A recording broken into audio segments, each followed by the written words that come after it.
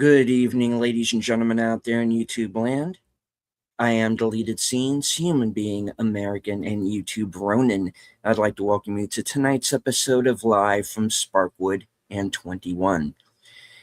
This series chronicles the 1990s cult classic ABC series Twin Peaks, created by the late legendary David Lynch, along with Mark Frost. Its 25 years later sequel series, The Return, which ran on Showtime in 2017, and the films of David Lynch. Joining me on this odyssey, the Superfans. Last call, Troy Pacelli. Good evening. It is 77 degrees and mostly cloudy with a 100% chance of dark here in Chirac. His better half, Netters Network. Good evening. And Flappy for President, campaign manager, Aged Boomer. Hello, I'm happy to be here. This is, Flappy. We remember him. Flappy for president couldn't be, any worse. So I'm all for it. Yeah. Anyway, I liked your callback to the David Lynch weather report there, Troy. I know. I miss him. I miss those. I miss him. Yeah. I miss him. I feel like I feel like it still hasn't settled that he's gone in me yet, I will say that his weather reports tended to evoke a sense of, envy in me because he lived in a very temperate region of the country. So there you go. All right. I do want to say hello to everyone currently following along on X. I can't see you, but I know that you're there. Want to say hello to everyone currently joining us tonight in the live chat. Jamie Lynn Simons. Hello. All right, scrolling down. Faithful Blue Wrench channel member, the Bird Woman of YouTube. Watch out for her channel, Fluff Chick Productions. Connie Clary. Hello. Channel member, JPRPH1. My co-host on the Mystery Movie Night podcast, Enigma Severus. Qapla' to our resident Klingon, Mark Malnikoff. Flappy for president of my serving bladder. Oh, gosh. Channel member, Geek Flag, Nate Knows. If you want to die happy, vote Flappy. I like that. I like that. All right, Mark Malnikoff says, this is the blood wine and this is the barrel. Drink full and descended to Grethor. The dark is the white of the eyes and the dishonor within. All right. So, where did we leave off? Leo just got his butt shot. Well, Yes, he did. more like his arm shot, but yes. Yeah. Audrey Horne. Audrey Horne was in a state of undress in a certain hotel room of one Agent Cooper. If you want to be very specific, we specifically left off with a very unrobed Audrey Horne in Special Agent's bed. Yes.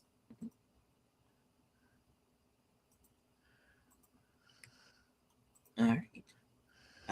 We've also had, as far as the actual investigation is concerned, it's very labyrinthian, this show, guys. A lot going on, but as far as concerns our main plot, we do get a few clues. We do find the cabin where shall we say, the night's festivities, if you can call them that, took place. We have found Waldo, the minor bird, and we've also gotten the other half of the One-Eyed Jack poker chip. So we found a few clues along the way, and we've also had a conversation with the log lady who chides Cooper for being 2 days late. Yeah. And too eager to eat her cookies. Right. Yes. I will say that the going through this, after having watched it straight through and then starting pretty much right over again, and watching these on a weekly basis right after having seen Fire Walk with Me, I am impressed by how well all the timelines add up. The reports of what Laura said the night before, and I was things that the log lady knew, all kinds of details are perfectly lining up. And if you really, really pay attention and really look at things with a fine-tooth comb, there really aren't any plot holes at all, which I find absolutely amazing. Trying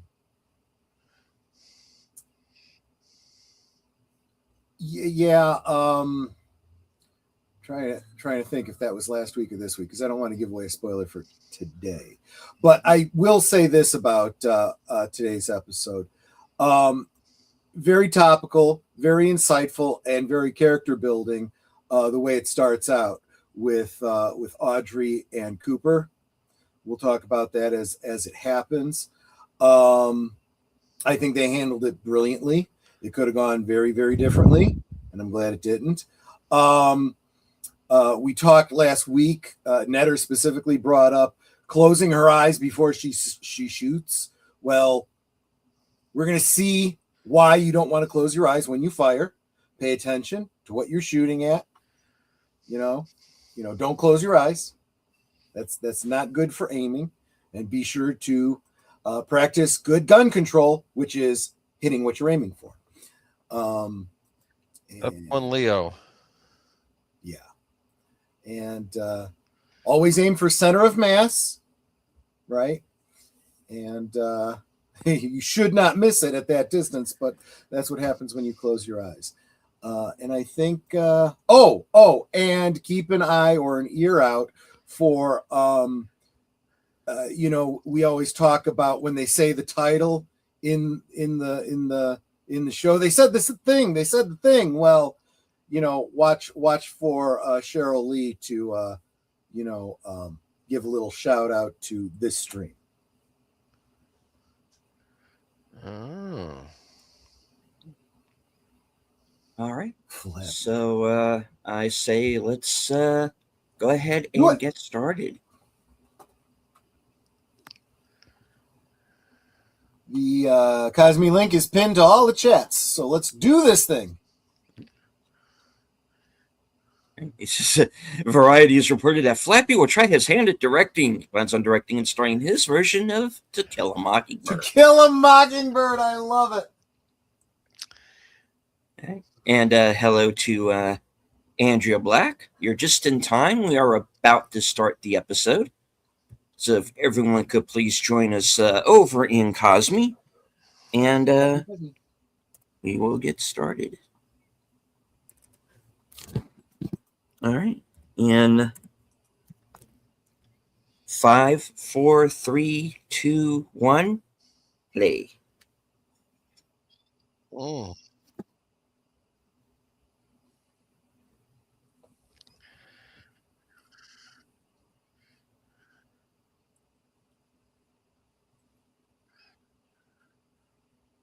Now, here's another thing that I will say. Washing dishes, if you own the place, you need someone to wash the dishes, and that is sometimes the owner. That is sometimes the manager. That is sometimes the busboy. So that's just the way it works in a small business like that. Is that where you hock a loogie and just get a raggedy rag and just? Okay. No, that's a dive bar. Nice, Nate. Yeah, I like that one, Nate. Give me that one. If you would, please. He does kind of look horrified. Flappy. He had a bit of a gambling problem, you know. Yes, I had heard that. Yes, he would fly down to Vegas after a shoot and come back, and his paycheck would be all gone. He bet it all on black every time. That'll do it. Yes. Wait a minute. Let me scroll back in the chat. Enigma says the Asian girl is gorgeous. Yes, Joan Chen. She was recently in the movie Oh What Fun on Amazon with Michelle Pfeiffer. Oh, Christmas movie. It's not that good. Yeah, that's what I heard. I kept wondering, who's that neighbor? The neighbor, the Keeping Up with the Joneses neighbor. Oh, that's Joan Chen. It's been a while. She didn't look that different, actually. I'll say that for her. She's aged pretty well.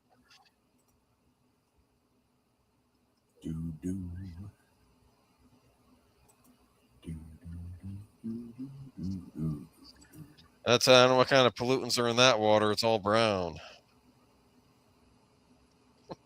Just kidding. Very interesting, Nate. I still say this show needed Charles Nelson Riley to pop in at some point. As Jose Chung. Yes, as Jose Chung, yes. From the X-Files.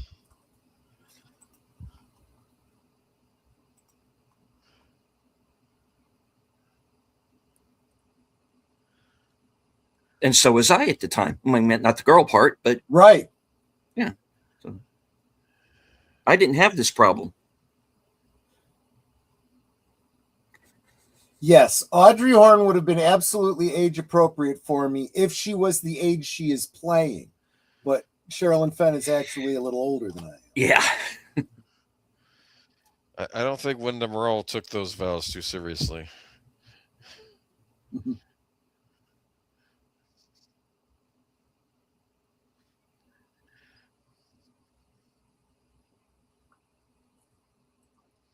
But you're jailbait.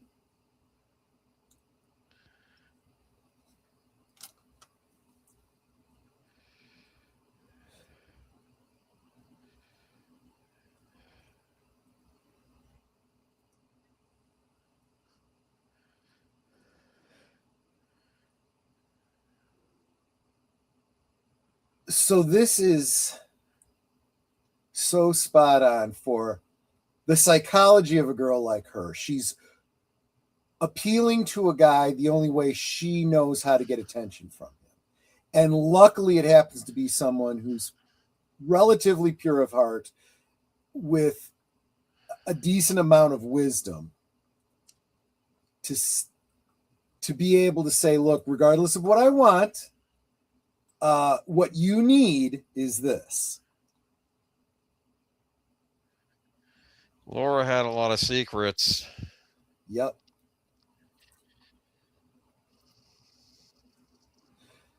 That's right, Mark. No key, no nookie. Speaking of someone getting no nookie. Yeah, that's for sure. Because he's in the doghouse. And you know why he's in the doghouse? Because he did get some nookie. Yes.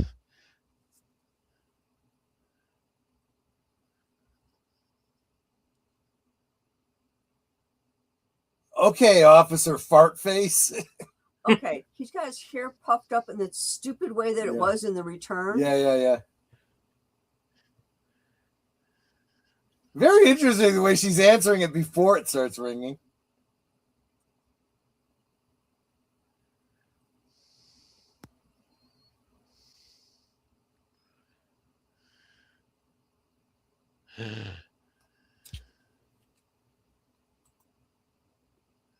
Well, listen in. What's he saying there?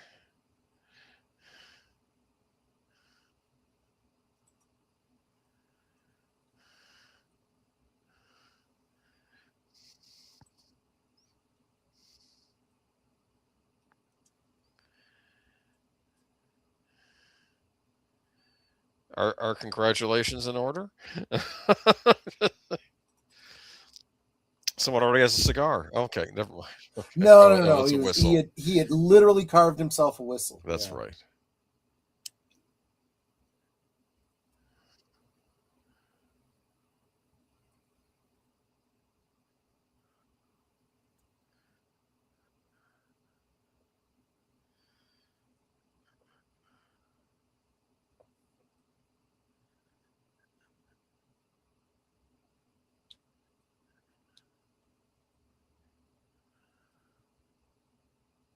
We found Waldo.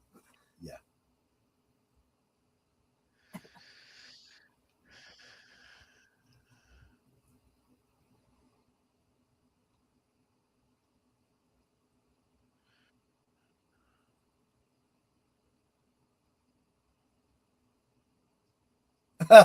And why are you the one standing closest to it?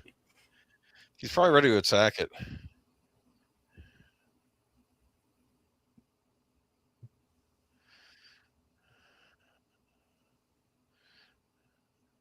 Ah, went into sales.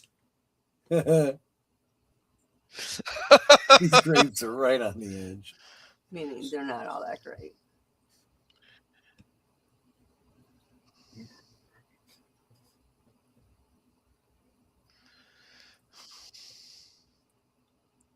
They shot Waldo, yeah.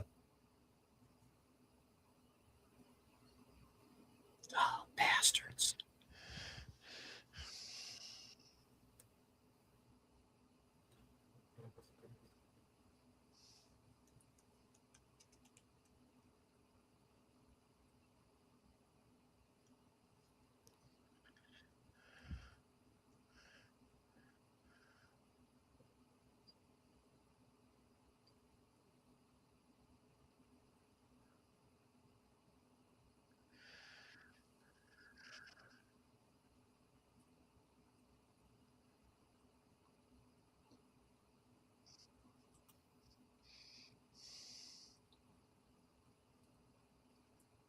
He's like, I like how you think.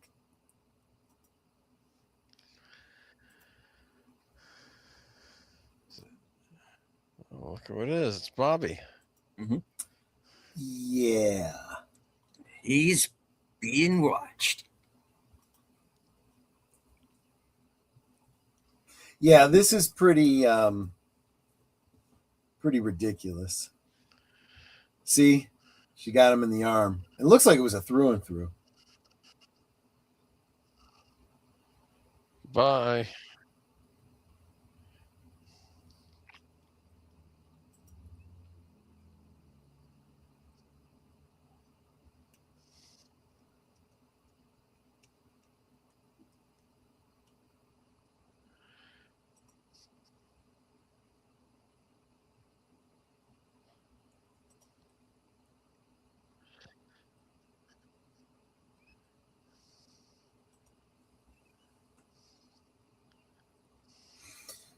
I wonder if I'm reading too much into it, but she refers to him sounding like an animal, and I remember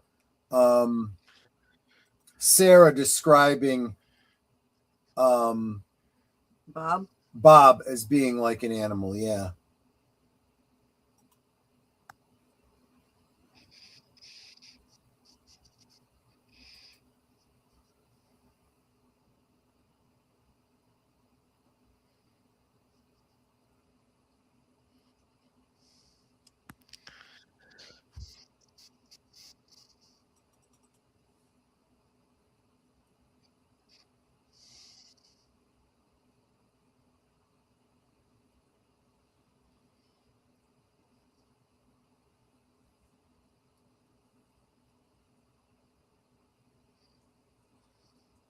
James, what did James do?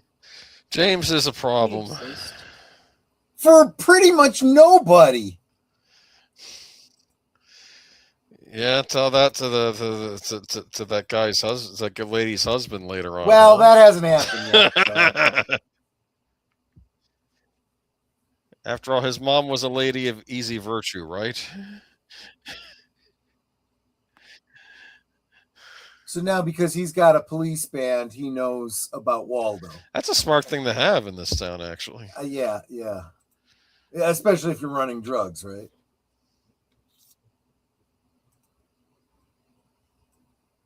Apparently, the safest place to be when Shelly has a gun is in front of her. Yeah, I guess so.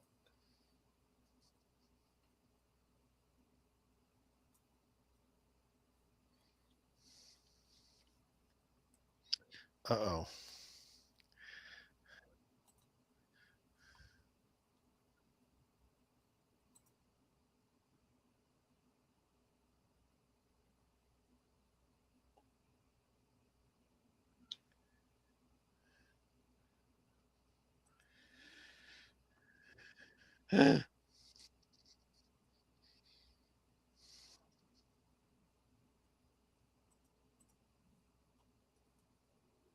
Not so much anymore.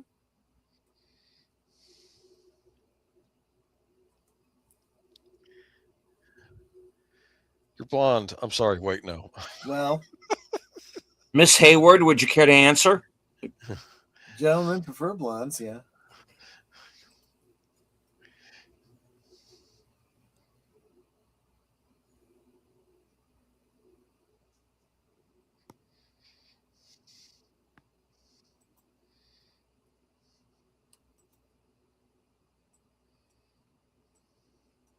She's young and hot. Yeah, exactly.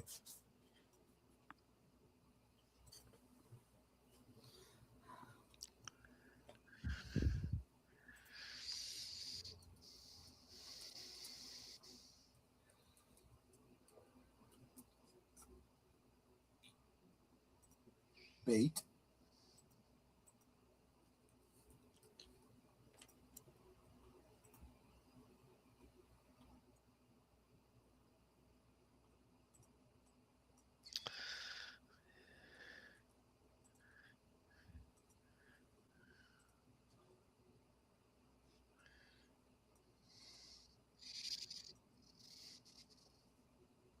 Meanwhile, Yep.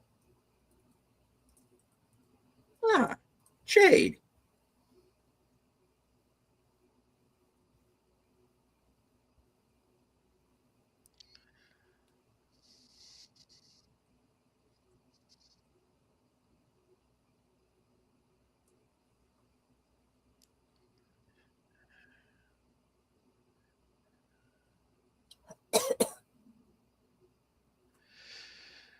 Customer service skills.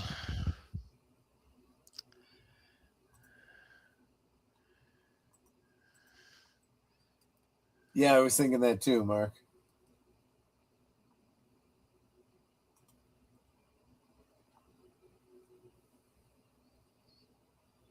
That's right. I've got a lovely bunch of coconuts.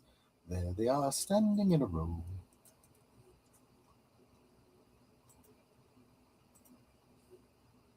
He just wants to look. He doesn't want to help. Never mind. I guess it's not that funny. Okay. I don't think she cares, just as long as he goes. Those things will kill you. Yeah, but you can smoke them in a closet. No one's going to know, apparently.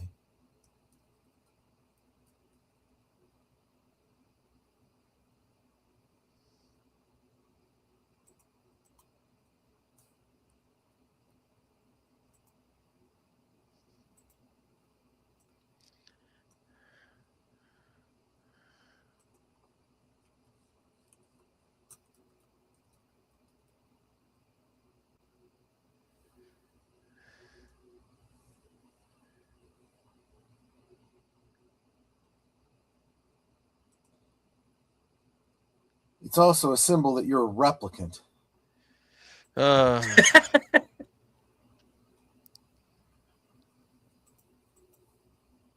Or you had random footage from Legend that you couldn't use. Right, exactly right. Big Al says, hello, my friends. Sorry I am late to drop by. Been watching the film Send Help.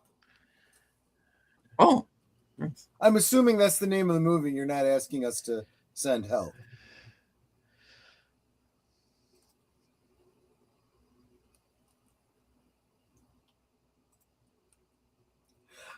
I like that smile on her face. She's like, I know what that is. Also, Deckard is a replicant. Thank you and good night. Oh, as long as they're wealthy. Yeah, sure. Let's not start that up again.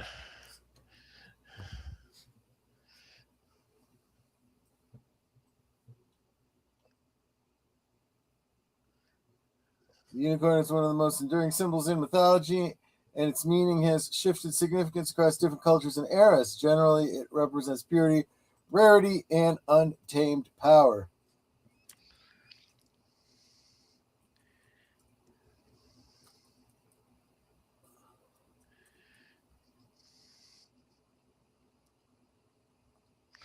Isn't she one of those girls that went missing? She's that one that came down off the railroad tracks. She's still in a coma.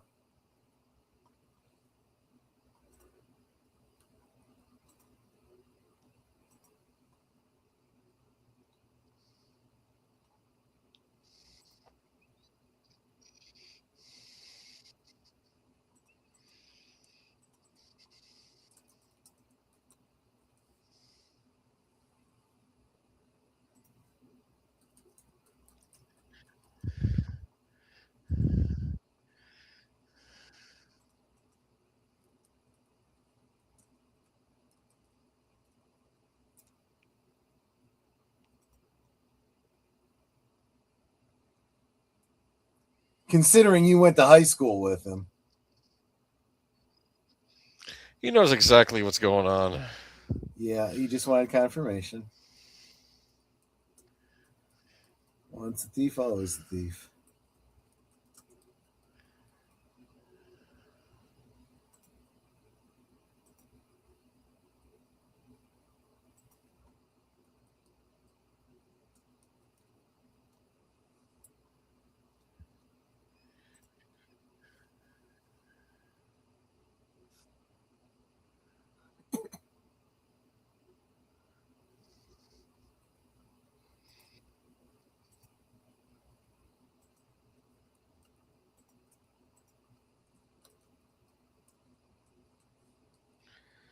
Oof.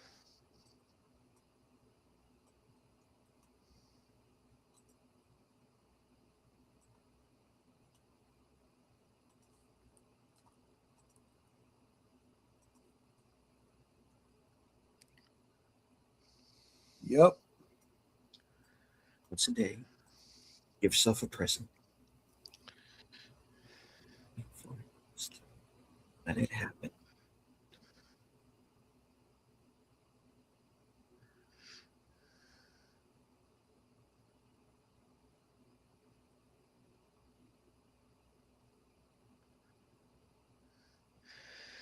You know what Batman would say to this? He'd say, "Crime doesn't take a break."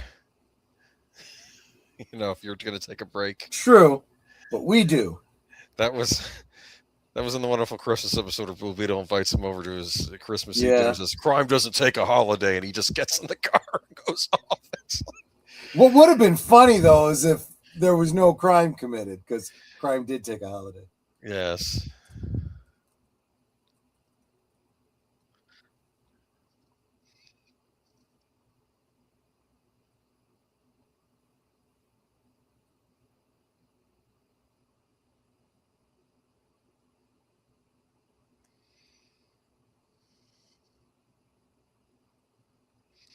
Don't do it.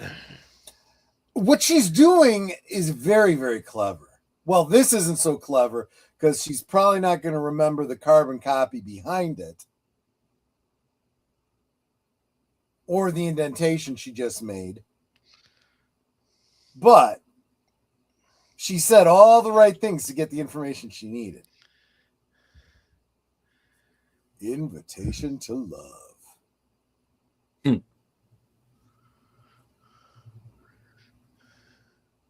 Kablam!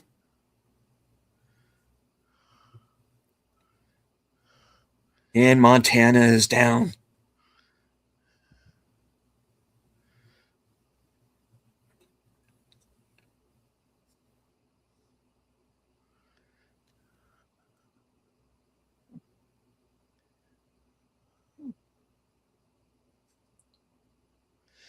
It's awful.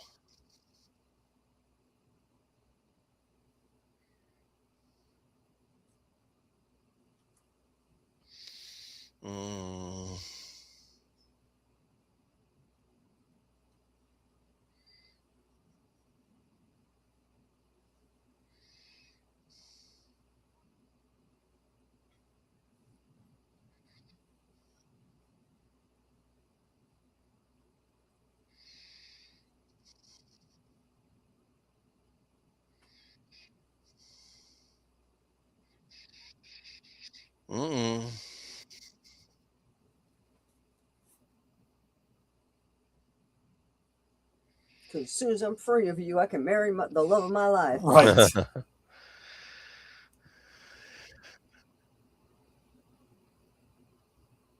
Tim and Tom's Taxidermy and Taxi Service. I got my baby back, baby back, baby back.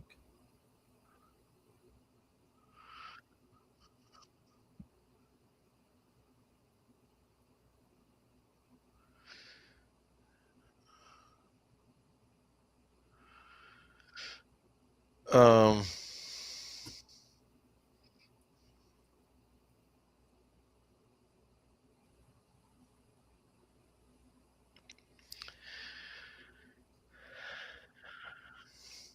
uh-oh. I agree with you, Nate. It would have been great to see Cooper and Truman in a buddy cop show.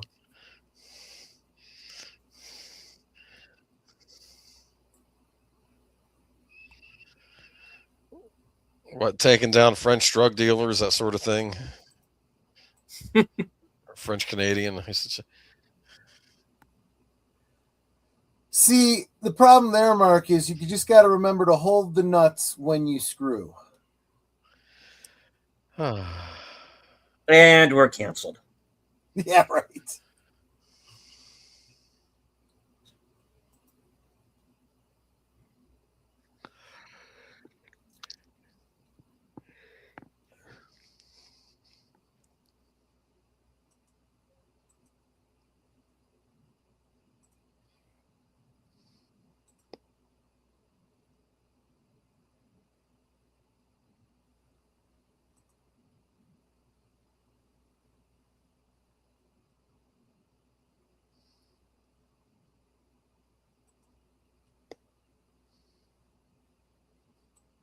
Hey there, Wade. Good to see you.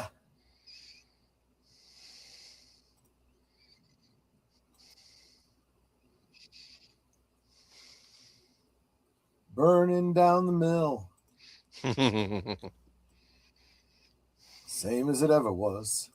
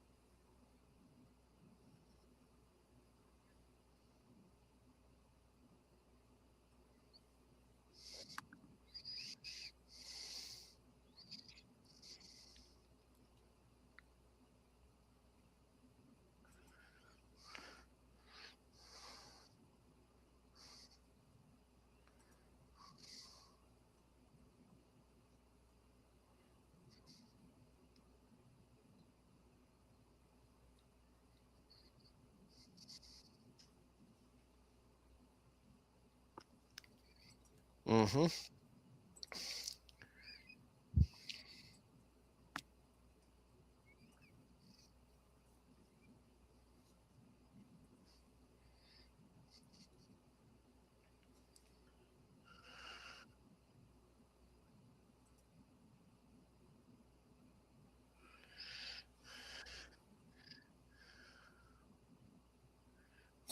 So I'm hearing two things from Cooper.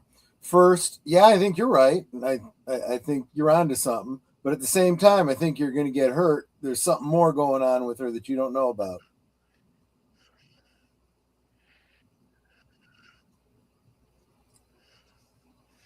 You like that? Mm-hmm. There's that sweater again.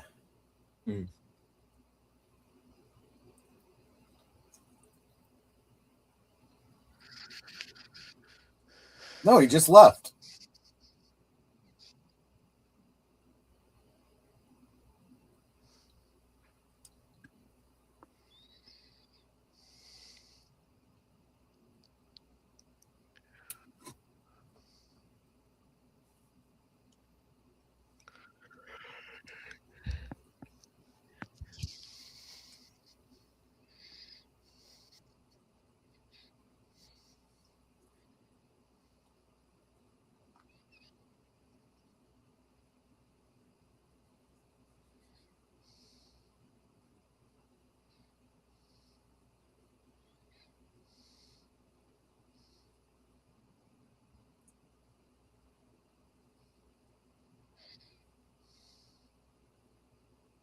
Josie Packard.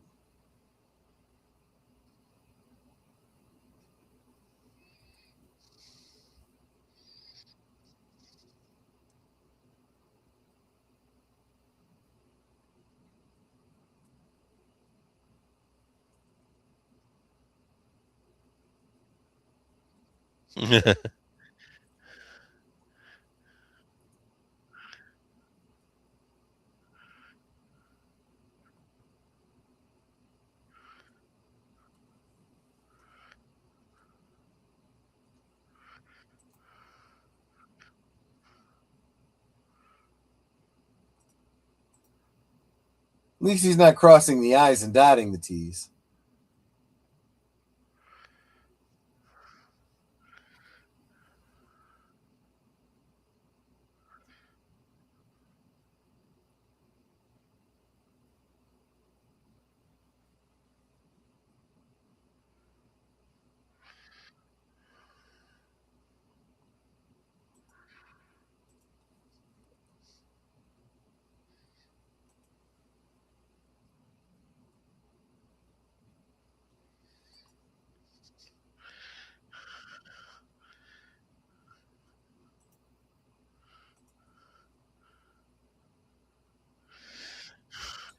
I mean, from a strictly above board view, he's made the correct call here, because it was irregular and he did need to look into it.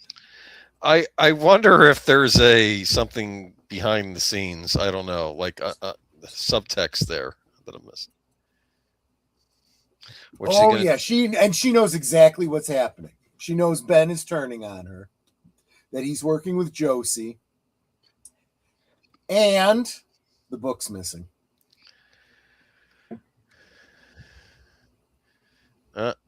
Stop slipping things under his door.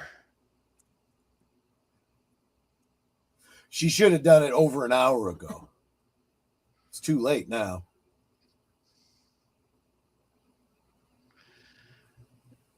Interesting. And again, I always feel like these characters that you see in the background, they all have a story too. Maybe Japanese businessman liked iced coffee in a can or something. I don't know. Mm-hmm.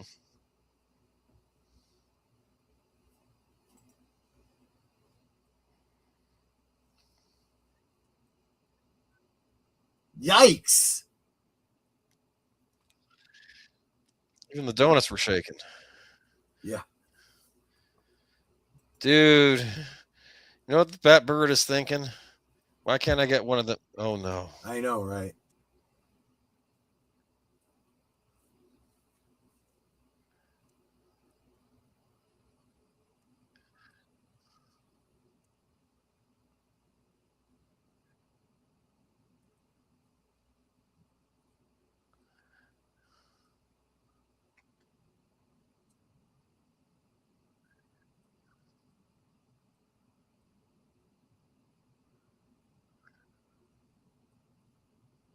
Now, why did everybody think it was Leo in season 1? Well, the guy just shot a minor bird with a sniper rifle to cover his tracks. It's Right, a touch much. Exactly. It was always very clear that he was the red herring, right? Pun intended? Yeah.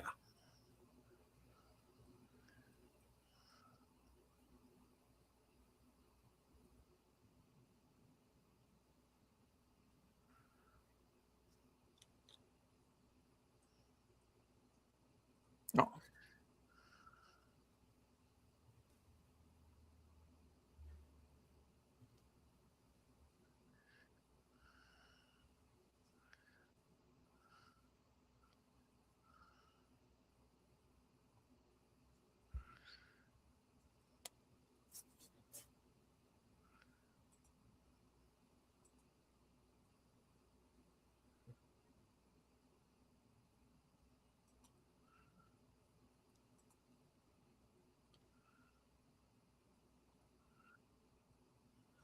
This is incredibly creepy. I mean, it literally raises goosebumps every time I hear that. I know, right, Mark? Can a bird's testimony be entered into the court?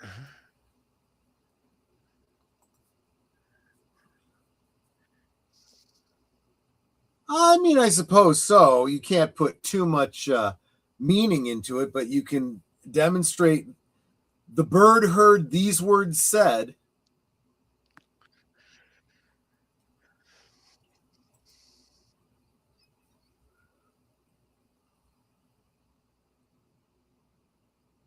Wow. I'm the cop.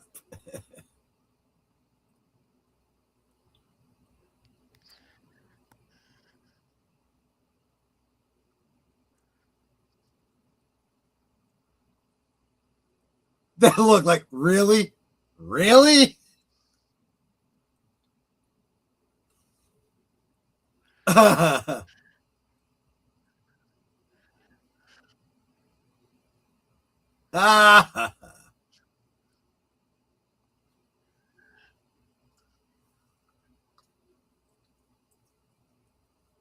starters.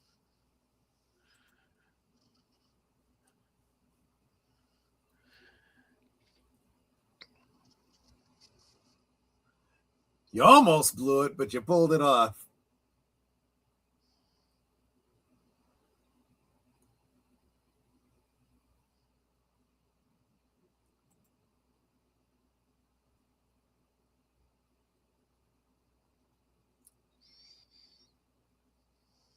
And nobody notices me talking into my sleeve. They it's just the a long time ago, they didn't know how to look for that sort of thing.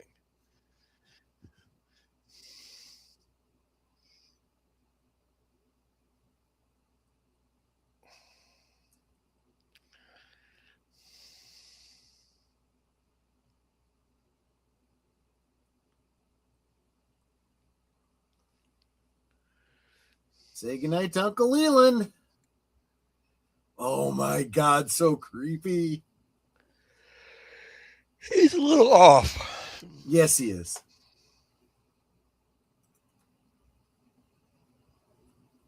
So dark. Laura's theme.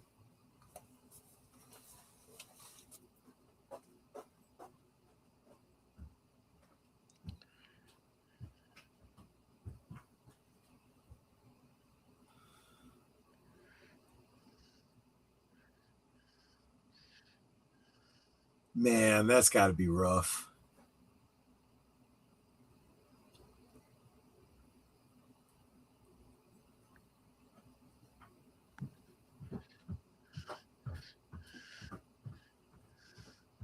So what's really funny is, okay, Cheryl, we need you to wear a blonde wig that looks like a blonde wig that doesn't match your actual blonde hair. Is he eating ice cream? He's eating ice cream. He is eating ice cream.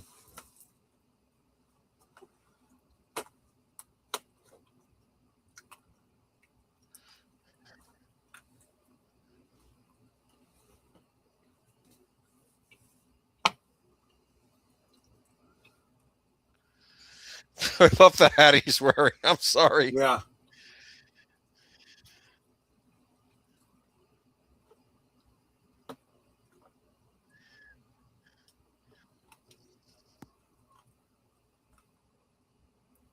You know what kind of ice cream that is, right? Butter pecan? Yeah. Ben and Jerry. Funny. Very funny. With Twin Peaks, I would have figured it was a coffee ice cream, but oh well. Right. Damn it, Jerry.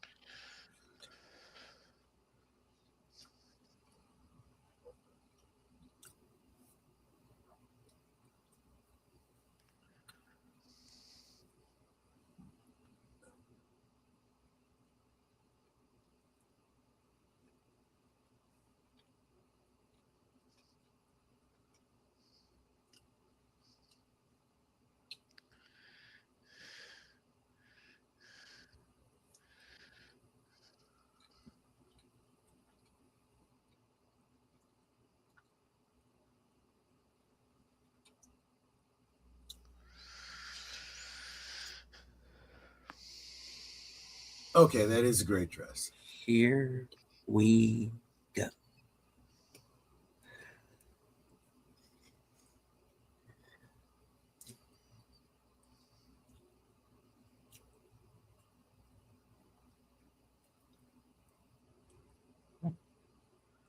Yeah.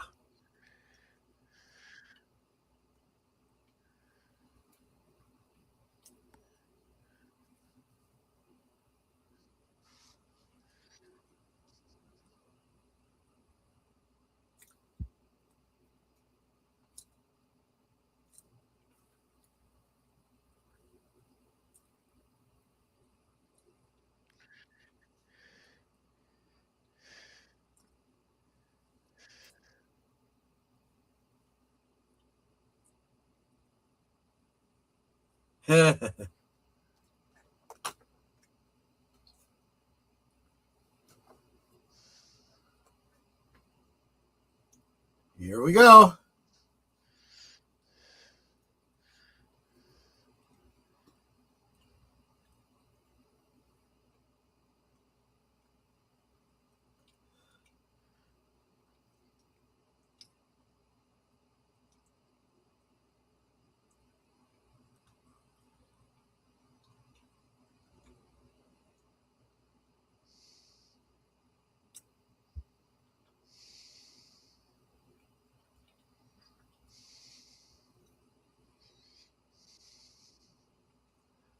That's a good interview.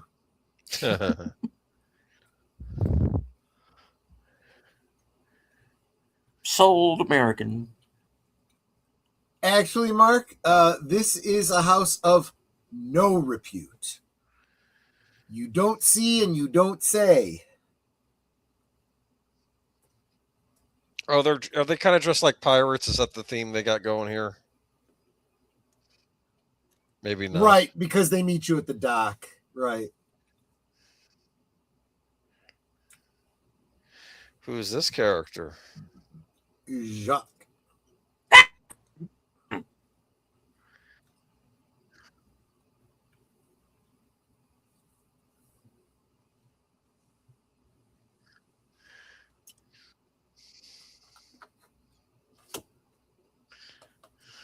It's a great show. Yes. Jacoby probably records them on VHS and watches them later. Invitation to Love. Thing is that it was on against Secret Hearts. You couldn't watch both of them.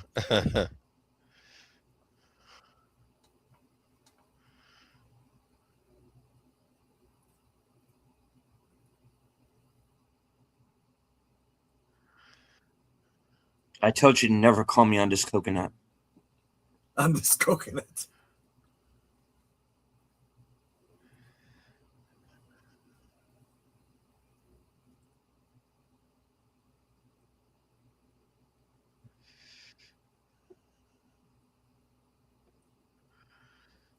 I mean, it's kind of smart. Yeah. If there's someone there.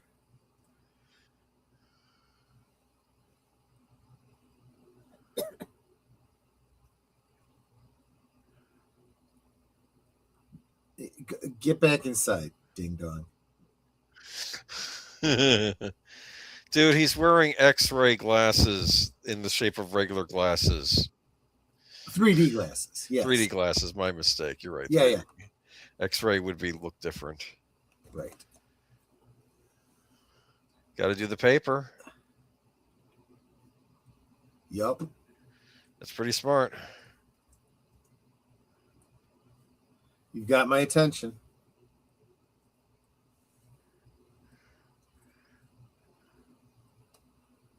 She said the thing. She said the thing. Yeah.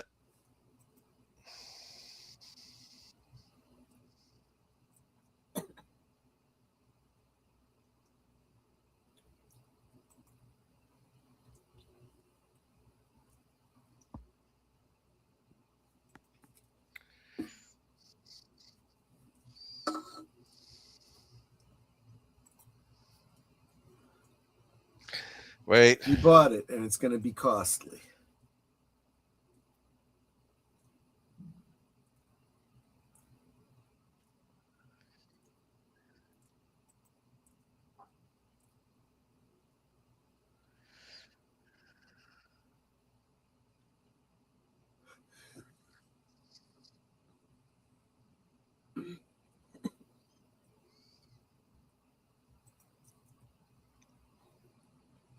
He's going to be all right. Wait, what?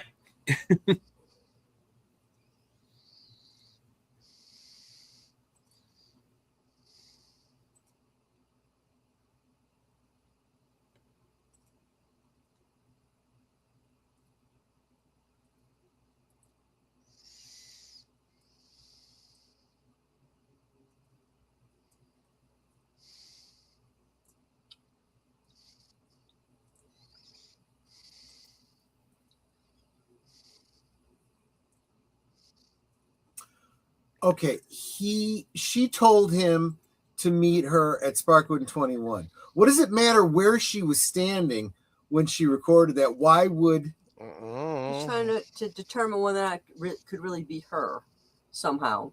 Yeah, well, why would he go to the gazebo though instead of to Sparkwood in 21? It doesn't matter. Gets him out of the office. Bobby, what you doing there, huh?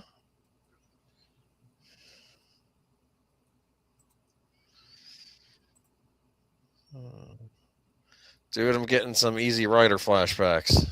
Yeah.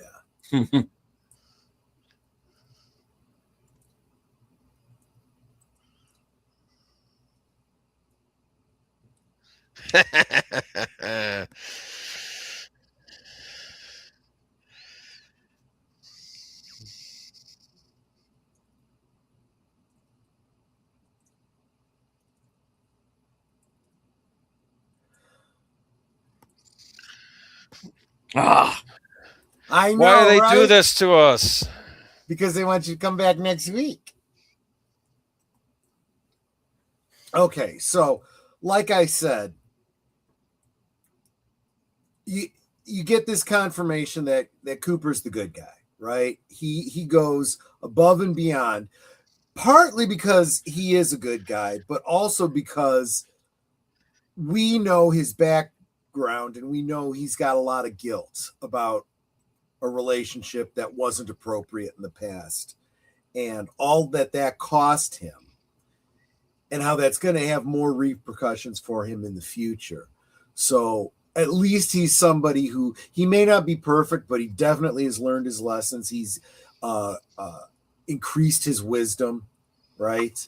And he is not going to take advantage of a situation because in the long run, he knows that's not good for him. That's not good for her. It's not good for anyone. We have Audrey responding well to that, but still the way a girl of her age would. You know, that whole friends, huh? But what you're saying is there's a chance, right? So she's still trying to ingratiate herself to him. She also shows she is very intelligent. She is very clever. The one thing she lacks is common sense. Doing this on her own gets her into some serious trouble here. She's in over her head. She's doing very well this far, but she's going to get herself into some real serious trouble here. Capital T? Yes, that rhymes with B, and that stands for Blackie. And I guess you could make the same argument about James and Donna. I'll get to Maddie in a second, but those two are also dealing with their own guilt over their feelings for each other. And they're trying to alleviate their guilt by getting involved in this investigation, again, on their own, over their head. And this is always a problem. If at any point in time, any of these kids were to go to Cooper and say, this is what I know and this is what I'm doing, maybe he could have worked with them, right? In a much safer way. But no, that wasn't the case. Maddie wants to help, but she is also, if we look at what we know of her character from the diary, and so forth, she's a little older than they are. She should know better, but she's a little bit of rowdy girl too. She's the one that got Donna and Laura to start smoking, going out with boys and so forth. So maybe she's dealing with a little guilt too. I don't know. Maybe she's trying to recapture some of her adventurous youth right now. We definitely have Dr. Jacoby, who is a flaming creeper. He absolutely is. Oh, absolutely. He's just all kinds of wrong.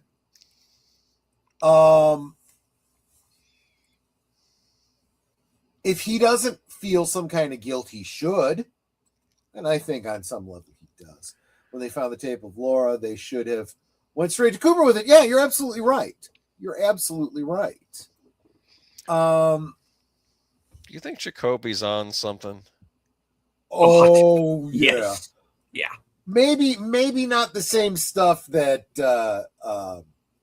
Jerry is, but yeah. He's on some of his own stuff. In fact, you look at the Secret History and so forth, and he talks about, his experimentation with acid and other herbal treatments, so to speak.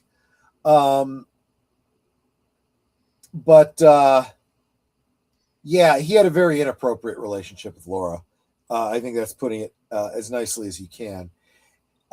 He should feel a little bit of guilt about it. After her death, he definitely feels some guilt. I think a lot of the people that I've pointed out that are dealing with guilt were probably very affected by what Bobby said at the funeral. We all knew she was in trouble and we did nothing. So I think that is, to some degree, also a motivator for why people are trying to do what they're doing. Still ill-advised, still unwise, but you understand why. The question isn't what he's on. I think the better question would be what he's not on. Yeah, exactly. Probably not on any speed. Laura was doing cocaine, but I don't think that was Dr. Jacoby's flavor of choice.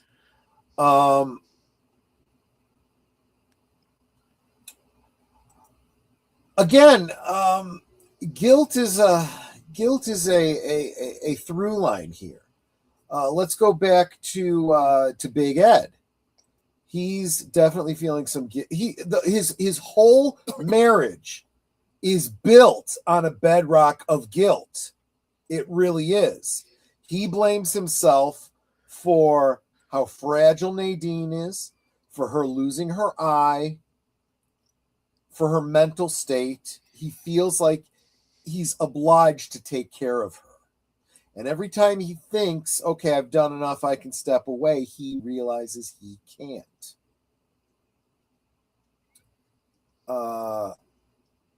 Realization time, right?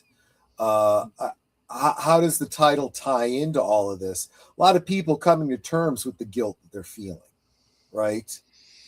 Now, stepping away from the guilt and getting more into the double crossing, we've got Ben, we've got Josie, we've got Bobby with James. Well, wait, before we get there, we got Ben, we got Josie, we got Hank, and we've got what's her name? Pete's wife. Catherine. Right. We've got those four. All backstabbing each other. Double crosses on double crosses. Right? So we have Catherine and Ben working against Josie to get rid of her, burn down the mill, turn the land over to Ben. He can sell it for the Ghostwood Estates project. Catherine makes the insurance money. They're happy. But Ben is double crossing Catherine working with Josie, okay, double books, that's blackmail, insurance money, take out a life insurance policy on Catherine, with Josie as the beneficiary. And then of course you got Hank breathing down Josie's neck too, because he knows about her history with Andrew, which Ben doesn't know anything about. Marrying someone for pity is no foundation for a healthy marriage. No, many of the relationships we're discussing here are not at all healthy relationships.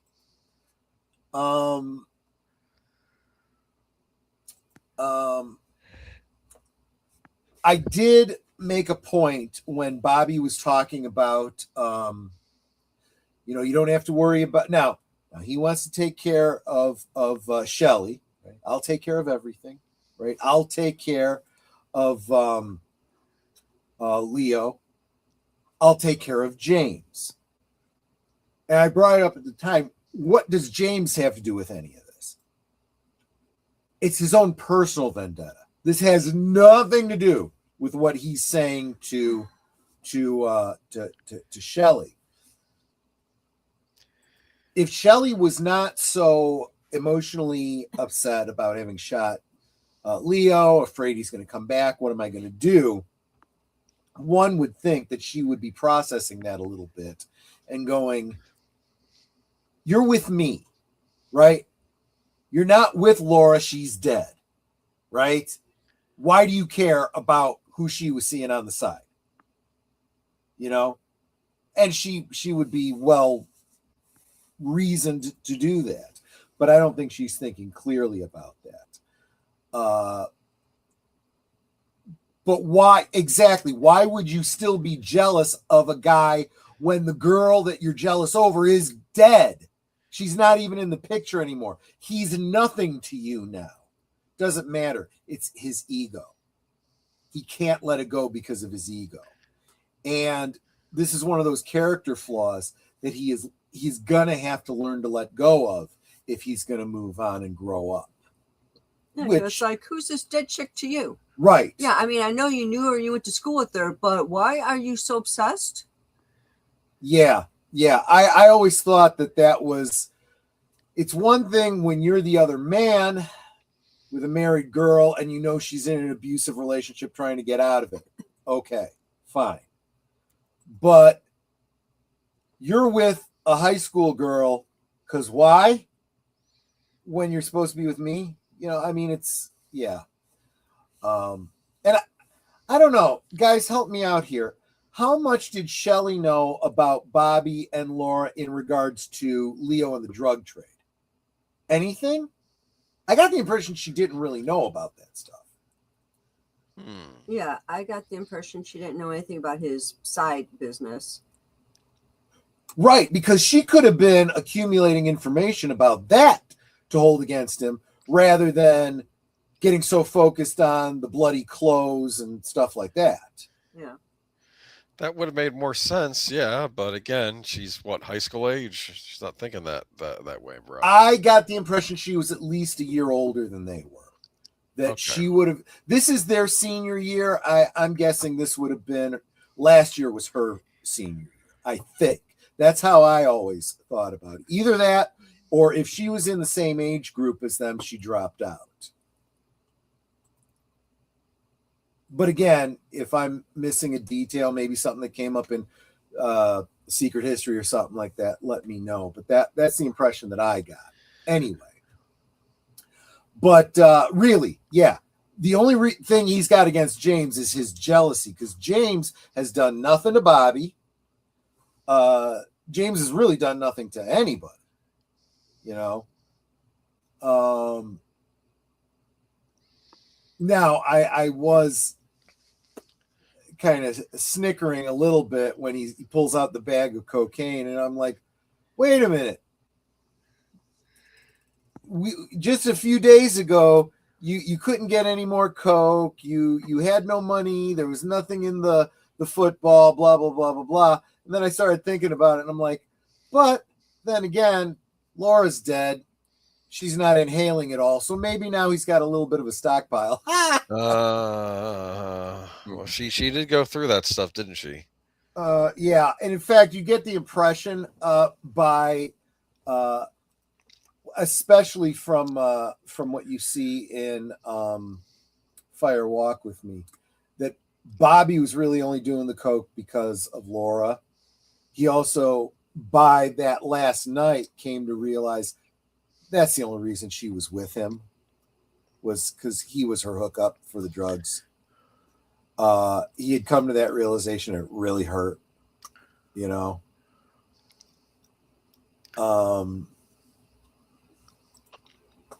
So yeah.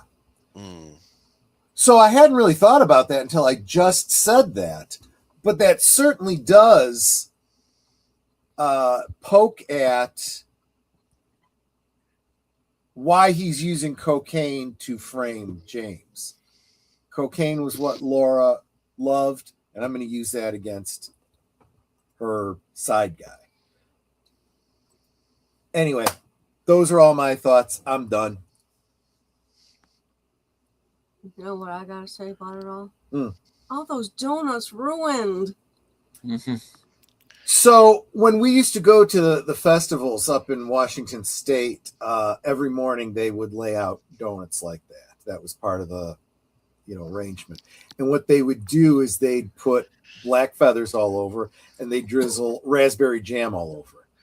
Oh, honestly, the raspberry jam really brought something to it. It was not a bad deal. I liked it. Yeah. So Waldo, man, he's now in that that bird cage in the sky, I guess. It's like, He's a former minor bird. He is an ex-bird. That was creepy when it was saying hurting me. Stop. Remember? So it's the walls are closing in on Leo. And here's another. Well, yeah. I mean, he doesn't help himself by, I mean, who do they think shot the bird? I mean, yeah, he'll be caught for that. So usually when a mimic repeats something that it's heard, like Waldo did, they sound like who they're trying to sound like. And although the voice sounded like Laura's voice, and we know that Laura was the one that said, Leo, no, you're hurting me. We know that was Laura who said that. Right. But who said Laura other than Ronette? But I'll tell you, that did not sound like Ronette's voice when the bird was saying Laura. Oh, it's a mystery. Well, yes, exactly. Waldo is hanging out with Flappy now. Yeah, I guess so. I guess you're right. Was a minor bird, and there's a lesser bird. Very funny, very funny. But so next week, of course, we know that Ben and Jerry and the Icelanders are heading up to One-Eyed Jack's, where, of course, Audrey is. Doesn't want to be seen by her dad and her uncle. That's going to be awkward. It's going to be very, very awkward. Of course, Cooper has to bring back a 15% return on investment when he gambles, which means he's counting cards, and he is. Which, by the way, is a little bit of foreshadowing for the return when he's winning big in Las Vegas. He just happens to have a talent in that regard.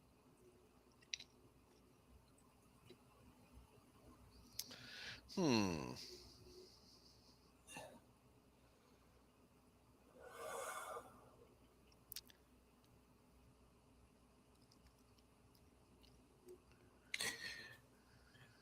right. Well, I guess this is as good a place as any to wrap it up for this evening, because we do have coming up next. Sherlock Holmes, The Silver Blaze. Oh. Yep, continuing our Tuesday night mystery night. You had mystery movie night, live from Sparkwood in 21, and the return of Sherlock Holmes. Right, so we do want to remind everybody who is currently on Cosme to please stay there. And correct? We're Yes. staying on Cosme? Yes. All right, we're going to stay on Cosme. And you will be able to watch along with us for the next episode of the Case Book of Sherlock Holmes. All right. So we'll go one time around the horn. Boomer, what do you have coming up? I'll be on Friday for Last Call with Troy Pacelli here. And I will also, you can join me on Geeky Geezers on Sunday with Troy and Netter. Right on.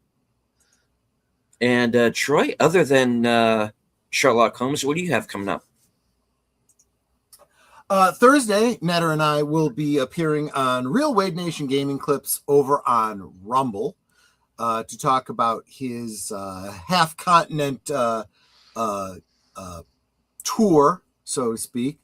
He spent some time here in Chicago, and we're going to talk about what he saw while he was here. Friday night, as Boomer mentioned, Last Call.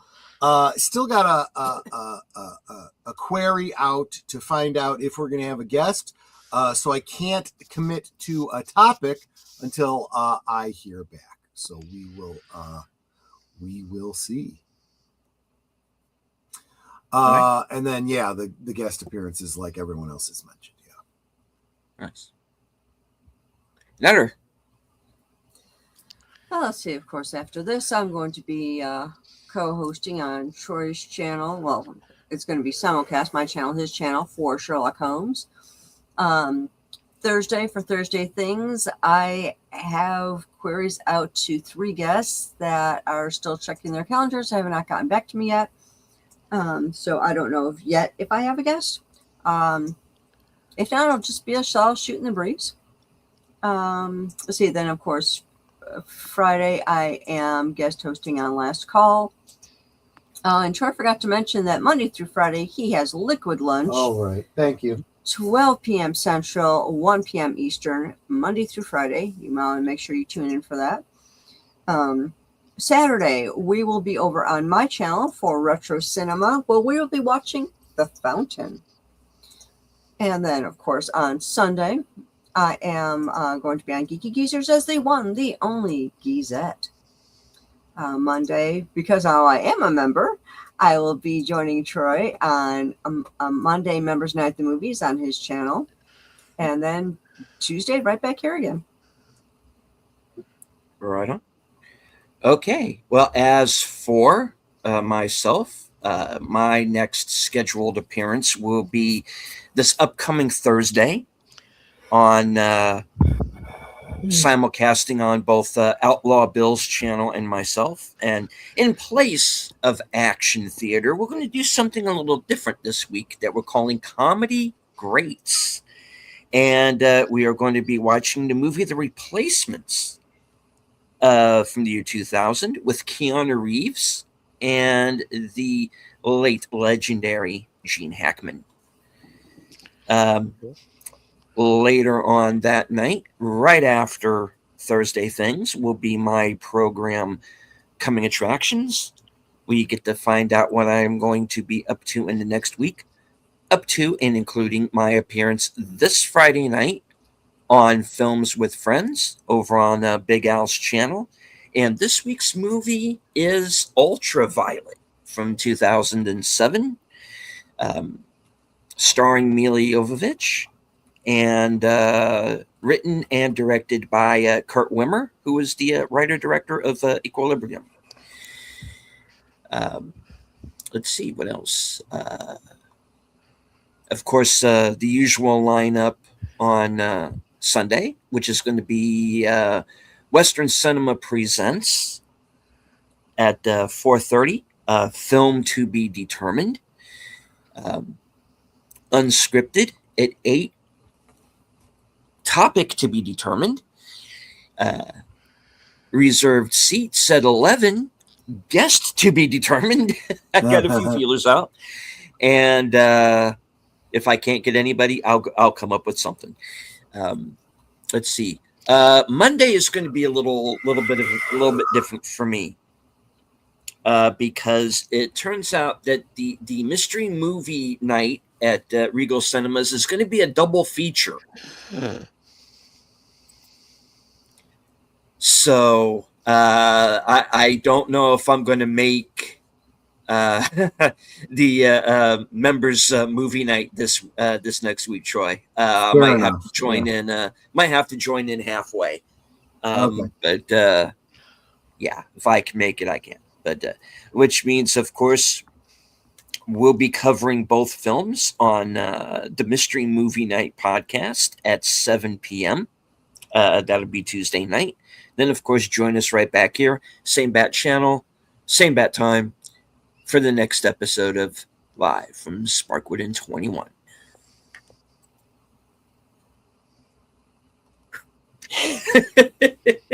All right. Any last words before we wrap it up and send everybody over to Sherlock Holmes? I think you're all Osmo. Yes, you absolutely are. Indeed. All right. And as I always say at the end of every broadcast from HQ, the corner of Sparkwood and 21, and all points north, south, east, west, and beyond. Good night. Take care. Stay strong. Be safe and healthy, because this is how we win.